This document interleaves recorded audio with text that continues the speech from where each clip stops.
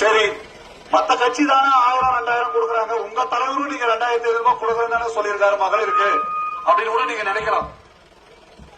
தலைவர் கட்ட மாவட்ட செயலாளர் எடுத்துட்டு போயிட்டு அந்த கோரிக்கையை வைக்கும் போது அவங்க 1000, இவங்க 2000, அவங்க 5000 தராங்க.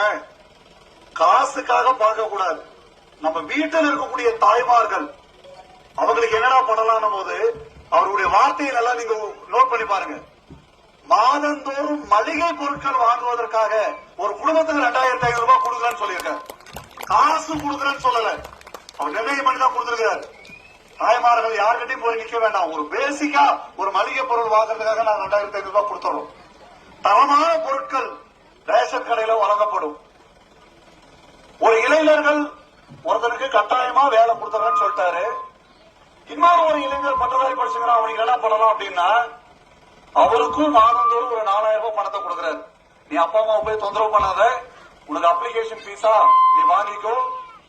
வேற ஏதாவது நீ ஒரு இடத்துல போயிட்டு ஒரு கோச்சிங் சென்டர் படிக்கணுமா, இலவச கோச்சிங் சென்டர் அவர் நடத்தி கொடுப்பாரு.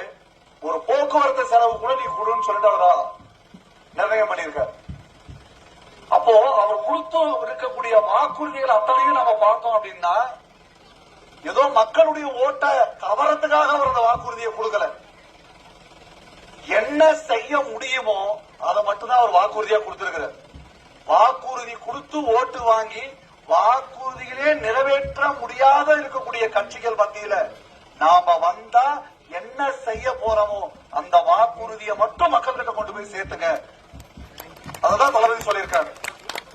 நான் மறுபடியும் சங்கிலிவாடியில் இருக்கக்கூடிய நம்முடைய பொதுமக்கள் குற்றார் உறவினர்கள் அத்தனை பேருக்கும் நான் வைக்கிற வேண்டுகோள் ஒன்னே ஒண்ணுதான்.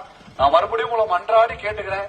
ஏதோ வேட்பாளர் என்ற பட்சத்திலே கட்சிக்காரங்க என்ற பட்சத்தினால மட்டுமே உங்ககிட்ட ஓட்டு கேட்டு வரல. அரூருடைய நிலைமை மாறணும், தமிழ்நாட்டினுடைய நிலைமை மாறணும். அதுக்கு அத்தனை பேரும் விசில் சின்னத்துக்கு வாக்களிக்க வேண்டும் என்று உங்களை நான் மீண்டும் அன்றாடி கேட்டுக்கொண்டு வாக்களிப்போம் விசில் சின்னத்திற்கு, தமிழ்நாட்டினுடைய தலையெழுத்தை மாற்றுவோம் என்று அனைவரிடமும் கேட்டு விடைபெறுகிறேன். நன்றி, வணக்கம்.